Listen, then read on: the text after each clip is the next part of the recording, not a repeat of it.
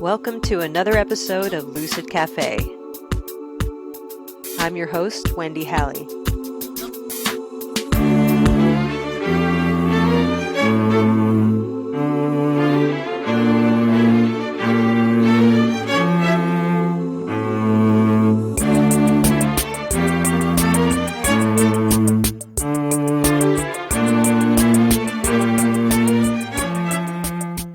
Today I talk with Clare McAfee, aka the Wig Goddess, here in Central Vermont. This was a fun conversation. She's a character, and she's a lot of fun, and she's super inspirational. I'm really hoping that this is one of those conversations that if you're having a down day that you'll want to come back to and listen to again, because there's just something about Clare. She's like this walking ball of cursing optimism. She curses like a sailor. It's awesome. I'm guessing you'll be able to hear me blushing as she throws out compliments here and there. And I am made to feel very uncomfortable, which I'm sure will be enjoyable for you as a listener. So I hope you enjoy my conversation with Clare McAfee.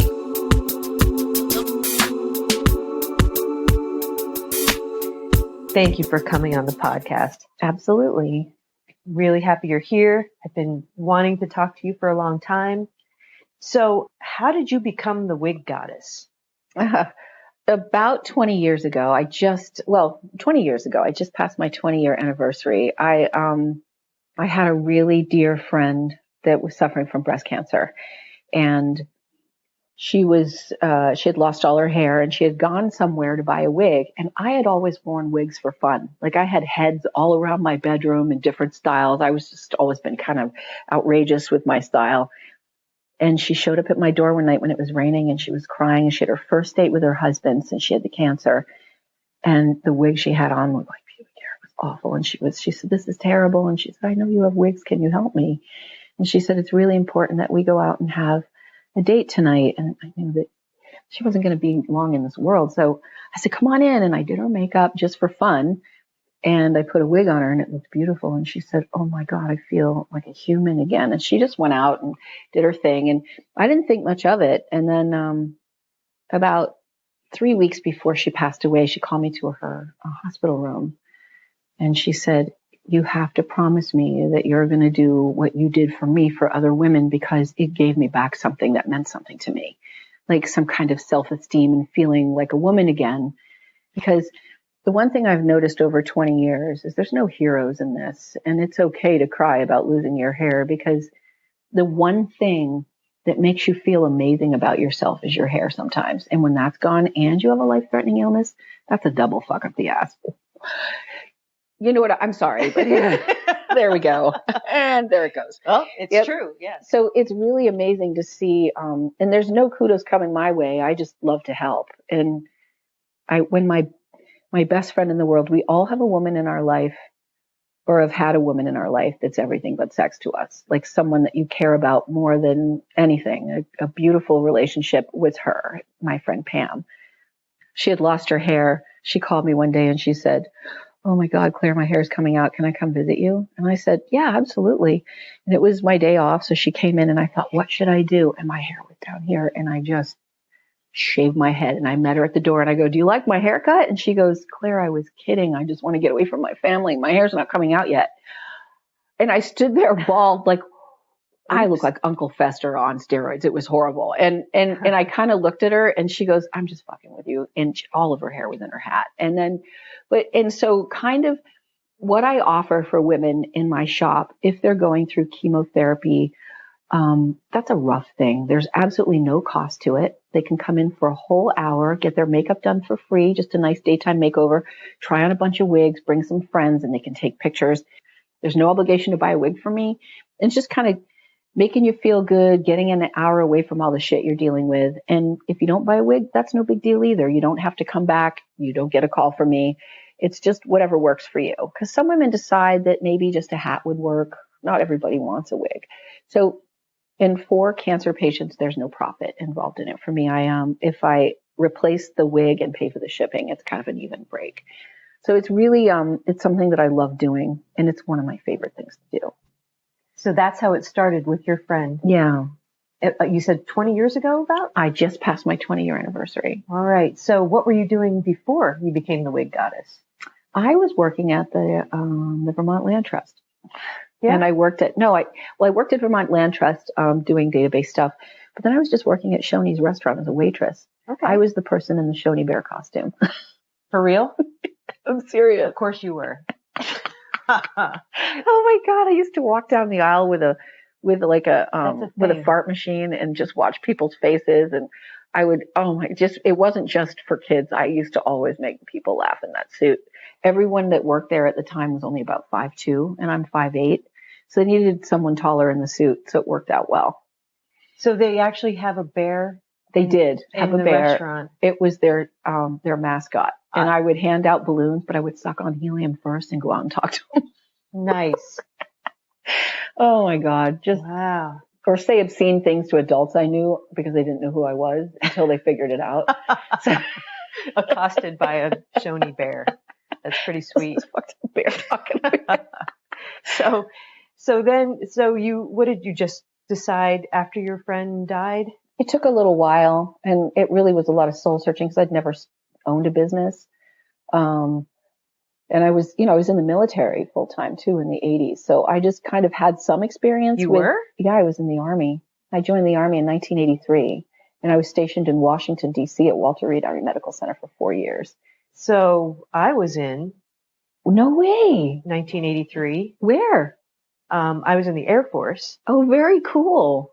So I went through basic training in Texas and then was stationed in Virginia. So Andrews, right? Langley. Langley. Yes. I used to go to the So we air weren't show that far here. apart. Wow. What a trip. Right there. Wow. Huh? Used to Fort Meade all the time in Hampton. I'd go to Virginia Beach and go to the clubs and.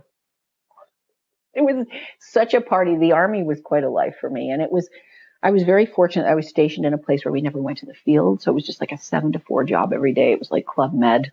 It was wonderful. It was I can't right say at the my hospital. experience was like Club Med. I had a great military experience. I could see you having a great experience wherever you go. I didn't enjoy the military myself. Really? Oh no. Well, I'm a nonconformist. The weapon thing was rough for me. Yeah. Well, I needed an the whole education. war thing was rough Yeah, for me. I didn't no like kidding, the idea. right? I was petrified of the thought that we would go to war, and it was Cold War time, so right. It was a non-combat time, which was really good, but the threat was there. Yep, absolutely. And yeah, I finished my enlistment it was like months before the Gulf War, so I couldn't be called back. Wow. Really happy about that. But anyway, I don't talk about my veteran status much. I really respect veterans. I'm a very peaceful human, and war is the last thing that I would ever want. And yeah, I'm super peaceful, but I do respect people that, have died for our country. And I'm old school in that way, but I'm super hippie-ish in all other ways. But I do respect the military. So getting back to your, sorry, no, that's your career path. Did you start the wig shop part-time or did you just dive I was right still in? working as a waitress, and I would wear the wigs to wait on tables. So I would put a wig on and I would take someone's order and then I would come back in a different wig to deliver it, but I wouldn't change my name tag. And it was so funny to watch people go, what the hell? Or I would switch. People. Yeah. And that's how I tested the wig lines. Like I would wear it, wash it, sweat in it. If these wigs didn't hold up and were like roadkill after a few washings, I wouldn't carry them. And that's how it was kind of quality assurance for me. But I started in a little tiny space outside of my bedroom with a couple of wigs and a catalog and a couple styrofoam heads. And I really wanted to work with people that weren't well and their self-esteem more than anything. And then I started making a business of it and adding makeup involved and getting that. And then I ended up going back to school to become an esthetician so that I could legally do it. But that's when it bloomed into what it is now. And so what do you describe it as now? It's just a one-stop shop for kind of fun for women, I think. I do eyebrow waxing, spray tans, professional makeup. I do glamour portraits. I do all kinds of portrait photography, all kinds of stuff. I mean, in Vermont, you have to kind of be pretty diverse, as you know, yes, to just make ends meet. But it is really fun when you do what you love. There's a different kind of wealth involved.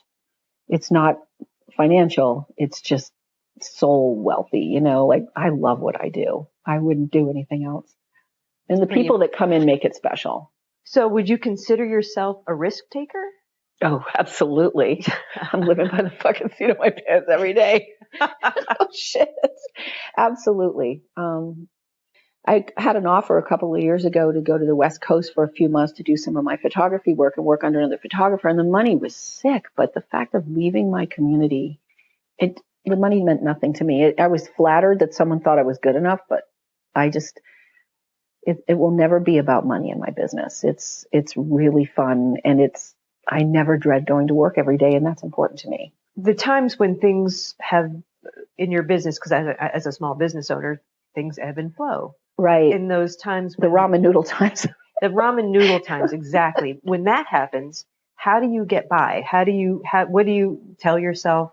What do you do to just kind of get through those more fallow times? I'm so glad you asked me that, Wendy, because as you know, the misconception with people that own businesses is that we all have a ton of money, which is so exactly the opposite. We never know what's coming in day to day. That, yeah. You never know if you're going to get paid that day, if someone's going to cancel. But I try never to panic and always know that, I think the universe is good. And I think if you're a halfway decent person, you're not really going to suffer. Maybe times are a little tougher and you have to eat a few more ramen noodles than you want to in a month. But in the long run, there's no trade-off for me. I mean, it's perfect for me. Do you find it ends up working out in some way? It always ends up working out. And I try not to panic. If things get a little tough, I have other little parts of my business I pull out to get a little extra money, but I just thank God for social media, because you can also offer discounts and specials, and you can reach people immediately. Yeah. And then that friend will tell a friend and say, please share. And it's all about us all helping each other in small business. That's why thank you so much for doing this. It's, I think the word, petty is phonetically spelled in competition. And I think that all of us just need to kind of support each other, and especially as women. I'll drink that too. Yeah. I don't have a competitive bone in my body. There are tons better people at what I do than me, but it's just all of us just helping each other. And in this town, there's a lot of powerful, wonderful people and power within, like women that run these businesses. They're amazing. And you're one of them. You're amazing. You have a great reputation in this community as being a kind, good person. And that's good for me, babe. Really? Right on. Yeah, I have been connecting with more and more business owners here in downtown Montpelier, and have been really blown away by some of these connections I've made with just the integrity and the passion. Integrity, that's the perfect word. Have you met Lauren from Aeromed? Yep. She's amazing. Yep. Bob from Capitol Grounds, Andrea from Salam, Karen who owns the toy store. They're such amazing people. And Karen who owns Splash, she's incredible too. What an amazing, they're all good people. I like being part of this community. Yeah, I really do too. Really Plus Bob do. has Yeah. kick-ass coffee. What's that? Bob has kick-ass coffee. And then the Wayside, what a great little place to go have breakfast for under $4. And you sit there and you can just see real community around you. So for those of you who are listening who are not from Vermont. Yeah, the Wayside is that you're dropping a lot of local, but that's the charm of Vermont, I think, is the reason why people would want to come here, I think, for a holiday is nailed that it. It's like going back in time 50 years. Because to me, the sense of community is really clear and obvious. Yes, that's perfectly well said. The sense of community here.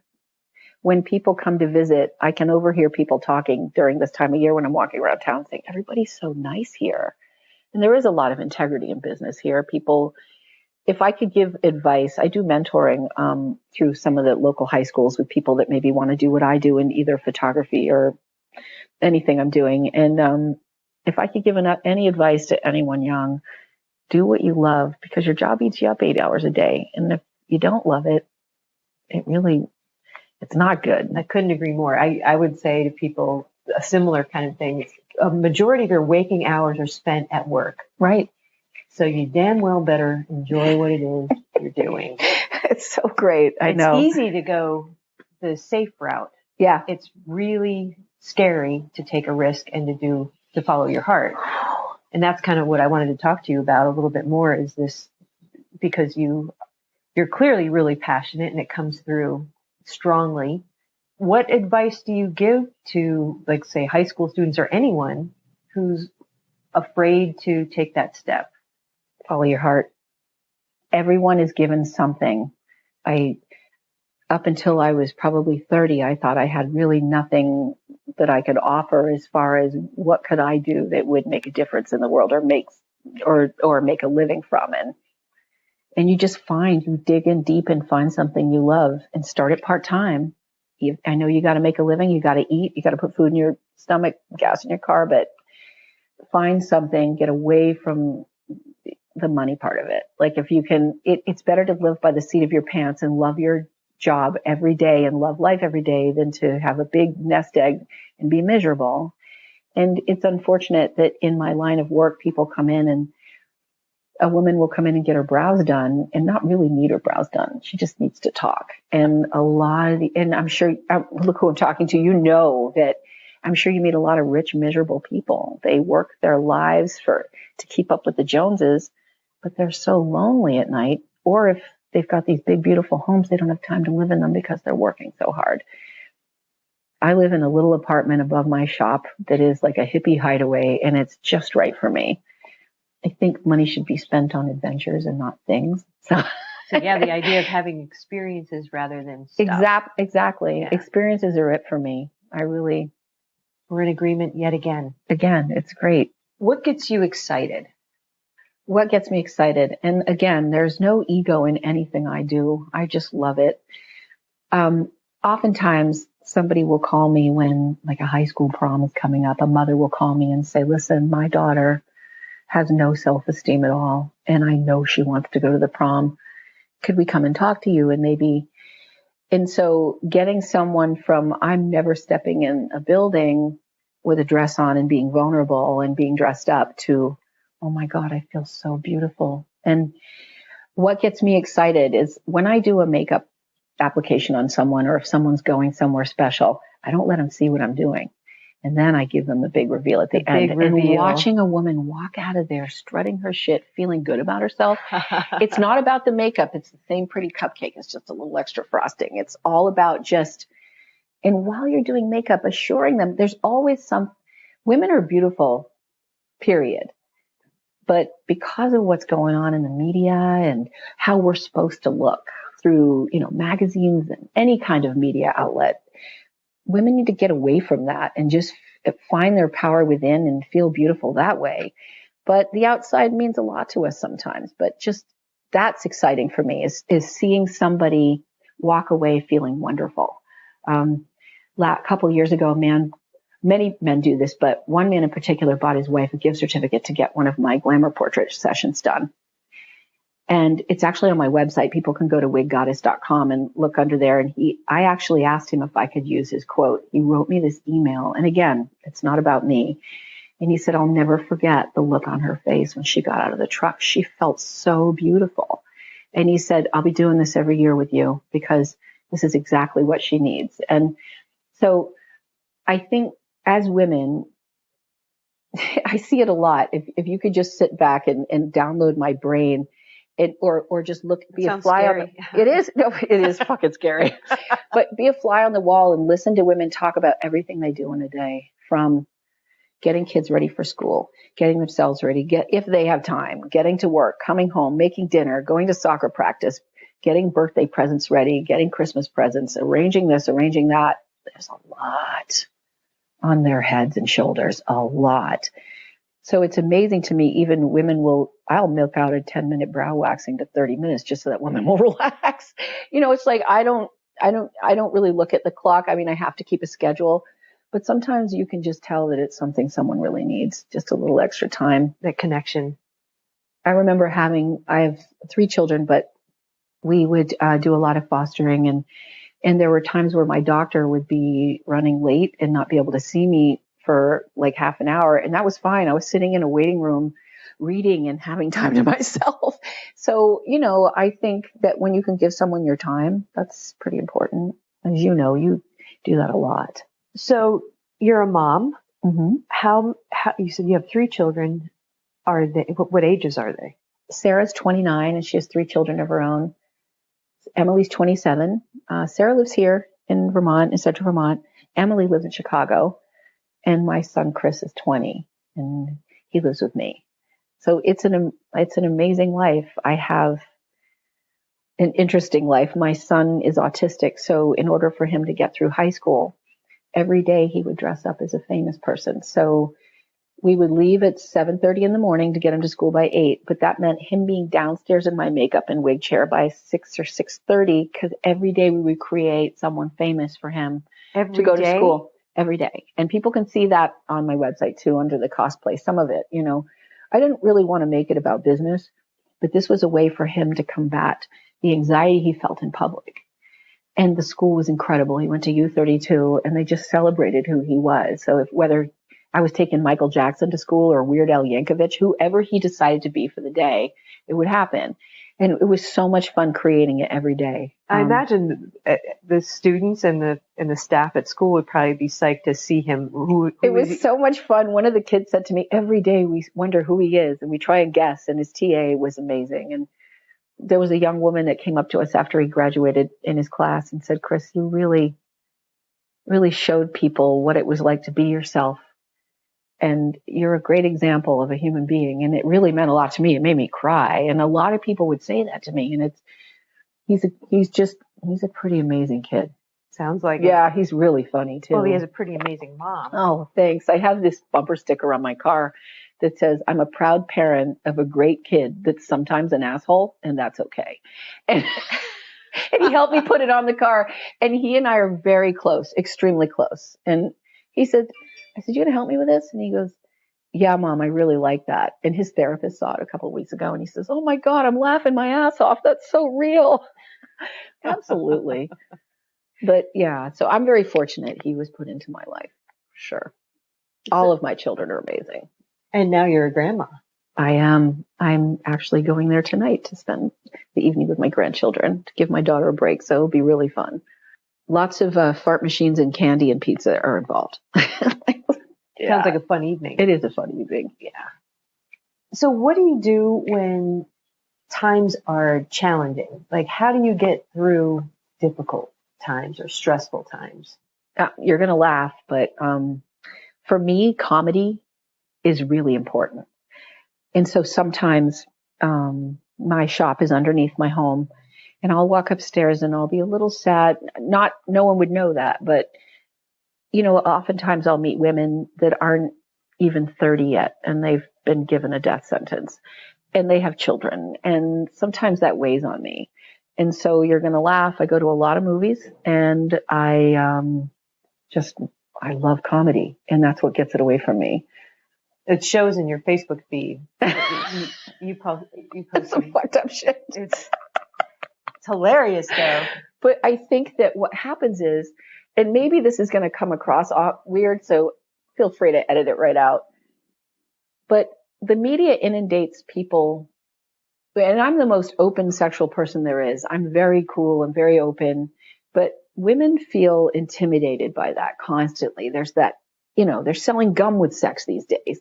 So for me, when I'm working and trying to either get people to come into my shop or just to make people laugh, starting with a laugh every day, it literally massages your liver physically when you laugh. And that's good for you. That's your detox center. So I think a lot of people will approach me in the morning and say, oh my God, I spit my coffee on my screen this morning about that joke that you wrote. So I have to be very careful. I never want to be too political, and never anything off. But, sometimes it's just fucking off. Have a sick sense of humor. Sometimes it has to be. Yeah, I mean, with what's going on right now in this world, more than ever, we need to find our power within in our voices. But, just make people around you feel good. I mean, we're all in a struggle, and it's just, I don't know. I never want to put anything negative out in the world if I can help it. And sure, I'm a human being. I get pissed off. I get fucking angry and, or upset. But if I can at all do it, a tree will get my aggression up in the woods with screaming or something. I have a screaming tree. Yeah.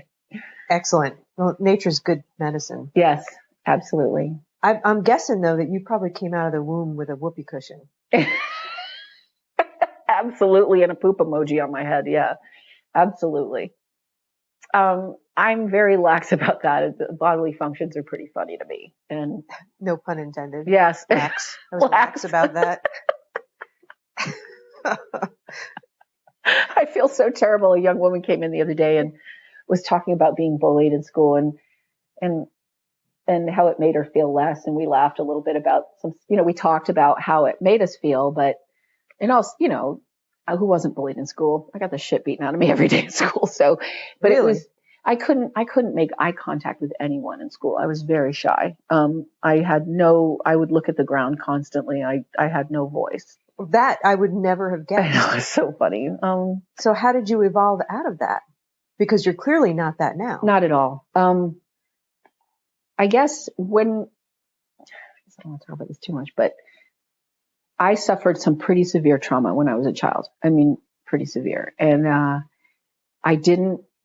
you can take trauma one of two ways in my head. You can, I have this philosophy about life that's depression's about the past, anxiety's about the future. And we have right now, this minute, don't waste it. That's it. That's and you all that's have real. to live in this moment. And so dwelling on the past doesn't help. So remaining positive is important to me. And when you run into people, you never know what they're struggling with. So if at all, true. Yeah. It's funny. I was in Price Chopper about 6 months ago, just grocery shopping. And, this woman was reaching for something on a shelf and she kept pulling her shirt down behind her. Like she was embarrassed of her butt or something. And I was looking at her butt like, oh my God, if I had an ass like that, I'd be walking around naked. Wow. She was beautiful, but a beautiful woman. I'm not being creepy but she looked beautiful and she was natural. And so she kept doing it. And I noticed that she kept yanking her coat down over her butt. And I just thought, I'm going to say something to her. And I walked up to her and I said, excuse me. And she looked at me and I said, honey, if I had a butt as beautiful as yours, I would be like pulling my shirt above it. And she stared at me and she goes, oh my God, I felt fat today. That's why I'm doing this. And I said, sweetheart, you need to, it's all about that base and that base is good. So when she was walking out of the store, she got my attention when I was in line. And then she just started shaking her butt and then walked out and kind of giggled. And then she yelled across the parking lot, thank you. But sometimes it's a risk. But if you find something positive in someone, why not say it? Well, you're clearly paying very close attention. People are so easy to read in public if they're nervous or what they're maybe, and you're very intuitive, but if you were to meet a woman and you could see instantly what she was self-conscious about. But you go the next step and you might actually reach out to that woman. Find something positive about someone, I think, You're like a walking affirmation. Oh, believe me, I'm a big dick sometimes too, but it's like walking affirmation who curses a lot. Yeah. But if you've ever had that happen to you, Wendy, have you ever had someone, it happened to me at the, and again, it just shocked me. I wasn't ready for it. I was at the Pride March with my friend Christine, who's running for governor. Christine for governor. And got to get that in there. A little plug. And yeah, she's amazing. But I was walking out with my friends and this beautiful young British woman ran up to me across the parking lot and said, excuse me. And I looked at her, I thought maybe she was lost. And she said, oh my God, your dress, your boots, your backpack, your hair, you just got it all going on. And I have to say that to you. And I was just like, and here's this beautiful, like maybe 19-year-old girl telling like a 55-year-old granny that she looks. I stopped her and I said, thank you so much for your kindness. You have no idea what that's done for me today. And don't ever stop doing that. And she went, oh my God, you're so nice. And I said, that was the kindest thing that you could have done. And you went out of your way to tell me that. Mm-hmm. I said, never stop doing that because you don't know what that's done for me. Because you're speaking from experience on the other side of it. But I know what it feels like. And it's, it doesn't happen that often, but when it does, it's just the nicest thing that someone went out of their way to say something. It does make a big difference. You're absolutely right. If you've had someone just point out something nice about you, it just kind of was like, wow, when you think you're walking out of the house looking like a turd with hair and someone says something nice to you, it does kind of lift you up during the day. And why not? We all are in this together, ladies. Let's just lift each other up. It's not about anything else. Well, that's what's been profound for me in my work is the idea that we're all on this hero's journey. Yes. Oh my God, that's amazing. Sorry, that's just Well, and yeah, I mean, I'm borrowing from Joseph Campbell, in mythology, the idea of the hero's journey. But it's nobody gets out of this life experience unscathed. I mean, we all have varying degrees of trauma, but right. life on planet Earth is tough. So we all have our stories. Every single one of us is a hero in our own story. The decisions we make about how we're going to find our power and grab it and then walk through all the challenges of life, that's up to each one of us. Amen. You sister. can avoid it, yeah, which is unfortunate because life is too short, or you can grab it. You can grab the bull by the horns and just like, let's go through this. Because what I found is that every difficult experience has a distinct beginning, middle, and an end. And if you go right through it, you're going to end out on the other side of it.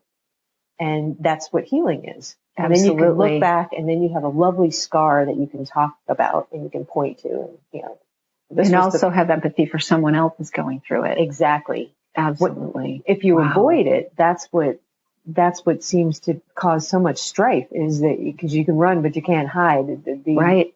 And that's why we develop symptoms to try to get our attention.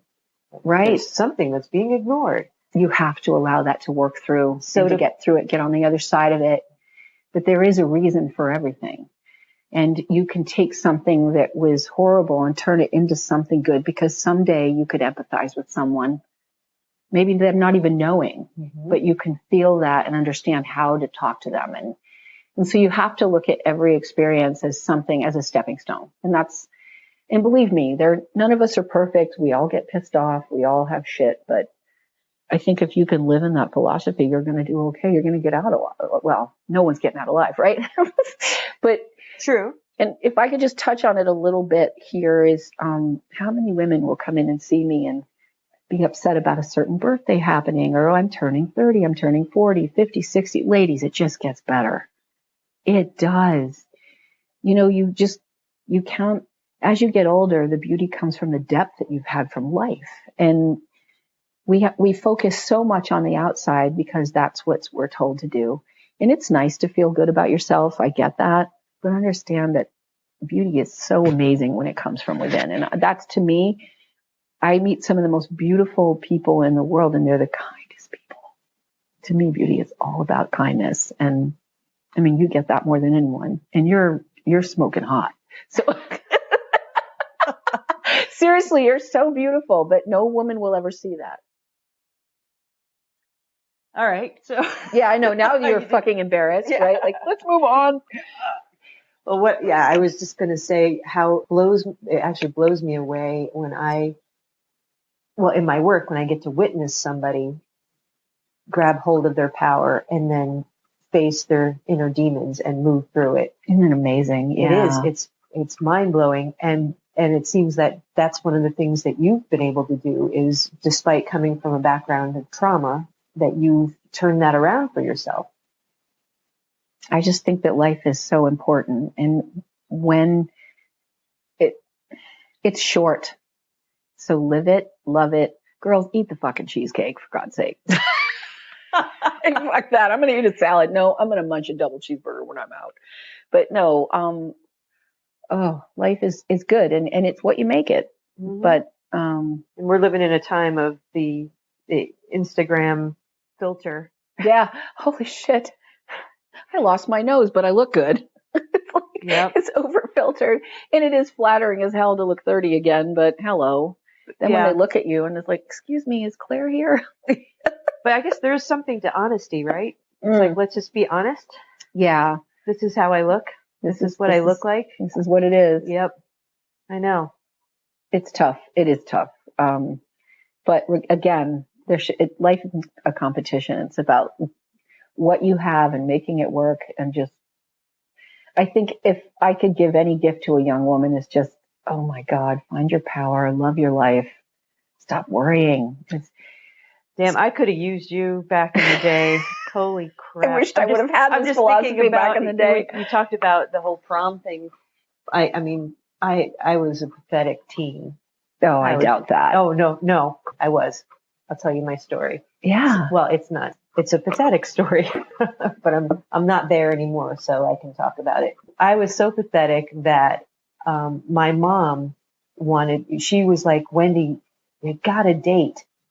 Oh, And I had these hardcore crushes on these boys, but I was invisible. I was one of those invisible girls, the wallflower. me too. Yeah, super shy like you were, but a blossoming smartass, and it would slip out every once in a while. But those adolescence kicks in, and everything changes. Every insecurity you could ever have. So my mom was watching me, and she knew I had a crush on this boy. And when I was a junior in high school, I'd never dated, never kissed anyone, nothing. So I'm 16, and she's encouraging me to ask my crush to the prom, the junior prom, which would have been my very first date ever. Wow. She got me all pumped up. I went into school and I grabbed some courage and I asked the kid to the prom, and he said no. And I went home and my mom was like, who else? Oh, your mom's kick-ass. Yeah. Yes. She had, who else? Oh. And then I said, okay, well, I think this boy is cute. And so I went in and asked that boy, and he said no. And that happened one more time. I asked a third boy, and he said no. And so my mom, because I don't know what, if she wanted to vicariously live through me and she wanted to go to the prom herself, or she was just like, my daughter is pathetic and we have to get her out of this place. So she made arrangements. So I worked at this Italian restaurant. My uncle was the chef at this Italian restaurant. I was a hostess, 16. It's kind of my first job. And there was this cute boy who worked on the line in the kitchen with my uncle. His name was Jocko. He was older. I think he was 21. I'm 16. My mom encouraged me to ask Jocko to the prom. And wow. So she drove me to the restaurant so I could ask him.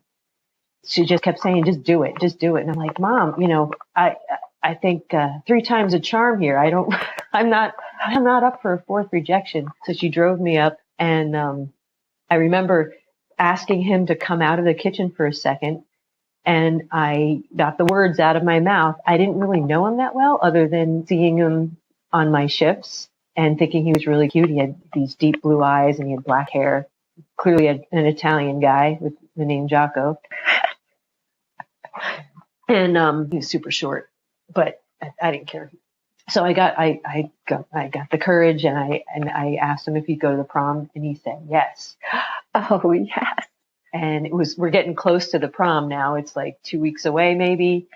And my mom took me, she was so excited for me. She took me down to White Plains, New York, to the fancy stores, because we lived in the Hudson Valley up farther north, to the fancy stores to get a special dress. And she picked out my dress, and it was the Virgin of the Valley dress up to my throat with down to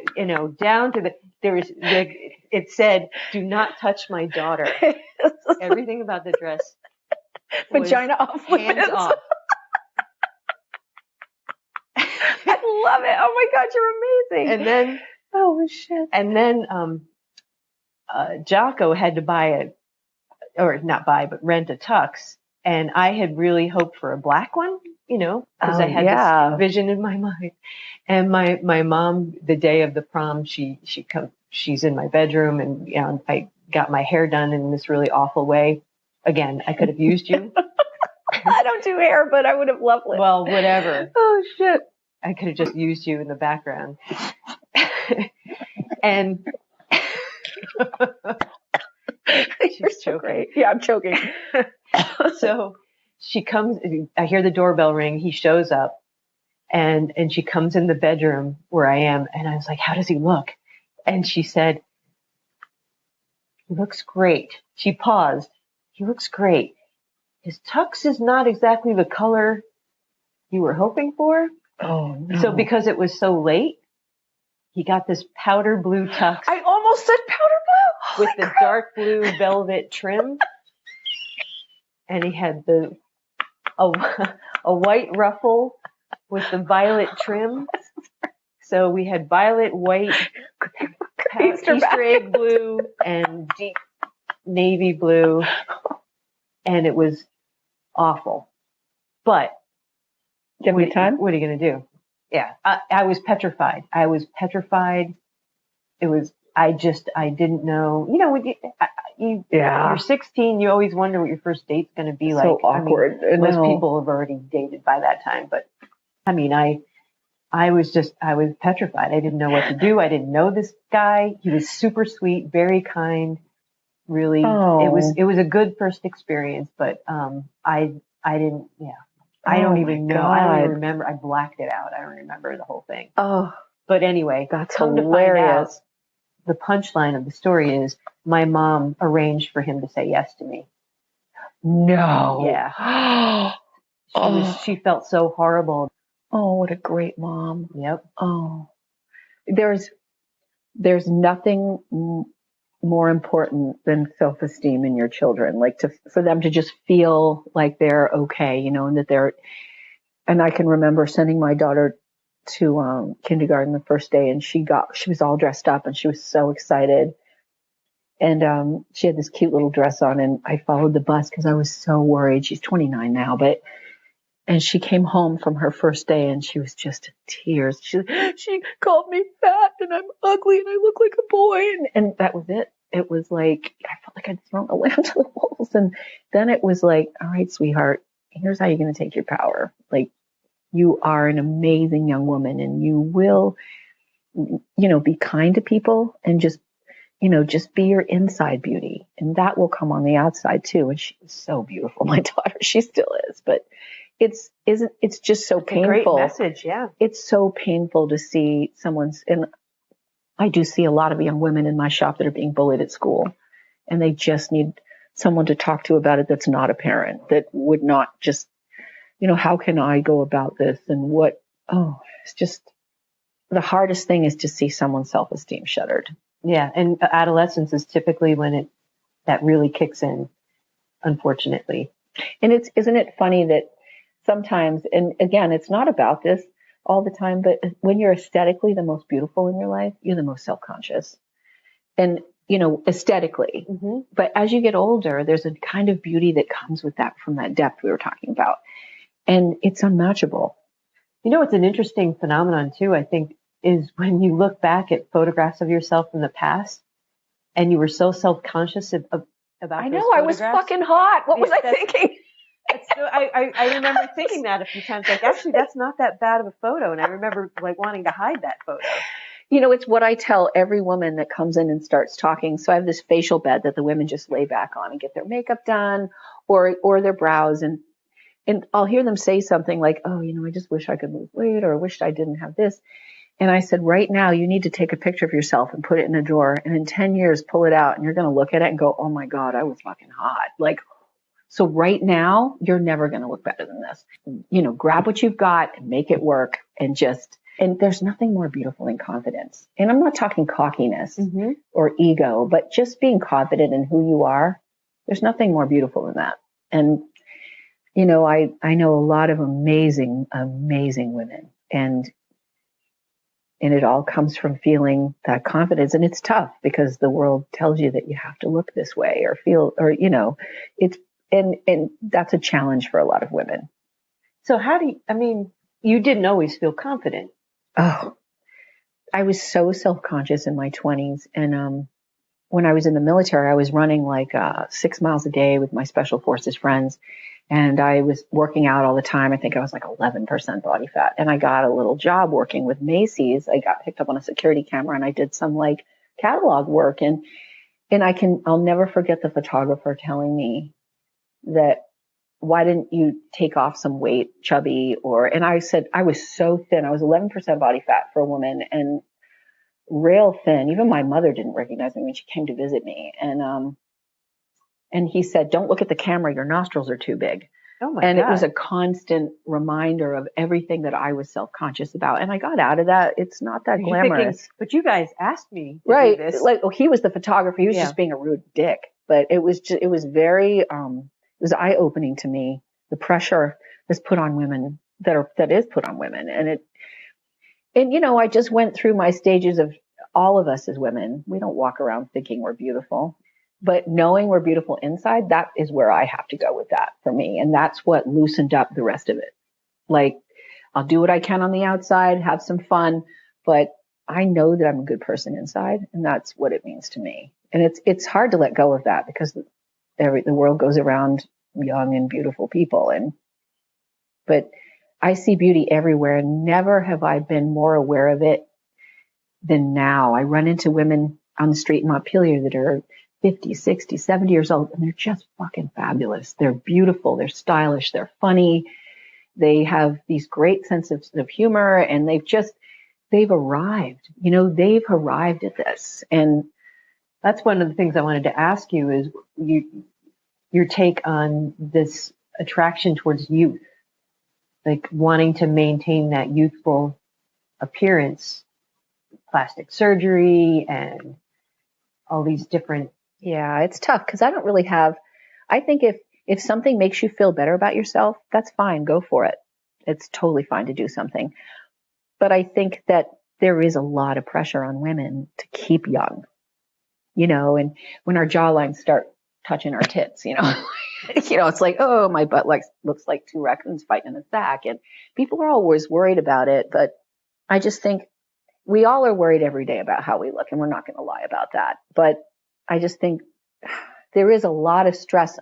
There's a lot of pressure on women to stay beautiful and young. And I just think that women are beautiful of all ages, from birth to death. I know a lot of beautiful 60-year-old women and 70-year-old women and 50-year-old women. And I'm turning 55 on Sunday, and I don't think Happy birthday to you. Thank you. And I don't think I've ever felt better as far as not about the way I look, but just about the way I feel about myself.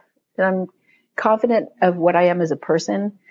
So it's not, I do like to look nice, but it's not about that. And I just wish I could shake that into younger women that are just. And what's fascinating too is that when you're talking with somebody, you're not even paying attention to how they physically look anymore. You're paying attention to the words coming out of their mouths, right, how they feel, to be around that. So I think you're right it's cliched. Beauty is on the inside, but it really does. If you believe it, it does come through. It does. And, it's kind of funny. It's contagious.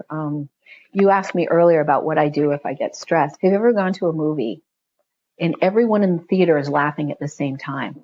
And it's just so uplifting, and you feel that like aura of happiness around you. And, I just think if you could spread that around a little, it's pretty cool, make people laugh but I love going to a theater where everyone's laughing at the same time. There's that energy, that the sense of you're in it together kind of. And well, yeah, that can happen at a concert too. When everybody you're just feeling it. Yeah. You're all connected by that one thing, the music, it's amazing. Or the line in the movie or whatever. Yeah. I got to see, Sting in Las Vegas a few months ago. Oh yeah. And it's the first vacation I took in 31 years. This amazing guy that I'm dating says, "Hey, I'm going to the Dell conference. You want to go?" He gave me 2 weeks notice. I hadn't had a vacation. And my friend's like, "If you don't go, I'm going to fucking kill you. You need to do this."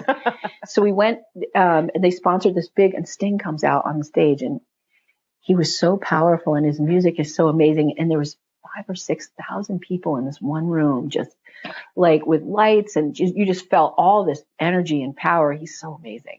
But I love that. Oh, I love it. Yeah, it's super powerful. It is. And you walk away naturally high. It's pretty amazing. And if you breathe in hard enough, regular high. I'm just kidding. Where's the fucking pizza? It's like, yep, that's the thing. Yeah, but life is good. Oh yeah. But I really enjoyed this. It's funny. I didn't know what to say, and I can't go live on Facebook because I dropped the F-bomb too many times. So this has been great, Wendy. I'm so glad you came and talked with me. You're amazing. You really are. You have it all figured out. You do. Like, this place is incredible. And if you haven't been here, whoever's listening, you need to come in and check this out. It's amazing. I loved being in your spaceship. Yeah. It was amazing. It is a pretty dang cool experience. Yeah. When I left, I wasn't sure how I was going to feel because my wonderful friend Susan had given me this gift, as you know, to come and see you. And I wasn't sure how I was going to feel. And so when I left, I just felt this sense of calm, but also kind of, it's weird. I was very centered. I went straight to the Feisty Burrito and got a burrito, and I'm bopping around town with my headset on, like, wow, life is good. Like, that was very uplifting for me.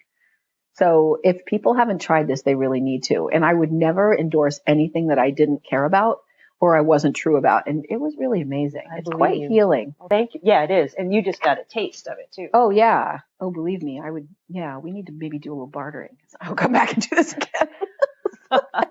Absolutely. On weeks when we're not having the ramen time, you know. Yes, in the non-ramen times. The non-ramen times. Yeah, exactly. And, you know, and that's what makes people real if they can just admit that. I have a lovely lady, and I tell people that come in to see me, I'll share your story, but I won't share your name. And I have this wonderful woman that comes in to see me, and she always makes me laugh. And I think about how she talks about, she owns a very large business. And she said to me, she was all stressed out one day, and she said, isn't it fucking horrible how people think that when you have a business, you have a ton of money? And I said, oh yeah. I said, I know. I said, if people see your work and they like it, they think, oh, she must be making a killing. And she said, can I show you something? And she showed me her bank account. And she said, look at this. And it was like $57. She said, this is what I have after paying everything. This is what I've got. And I said, I got you beat. And mine was like $18.50 or something. And we laughed so hard about it. And but that's one of the things you don't know when you're getting into a business. Right. Is that after all the expenses, the money looks good coming in. But right. But what a wonder. We laughed so hard. And I said to her, but would you ever do anything else? She said, no, I wouldn't trade that in. That's what I was just going to ask. I wouldn't trade that in for a weekly salary and having to work for someone else. And that's fine when people work for other people, and it's their path.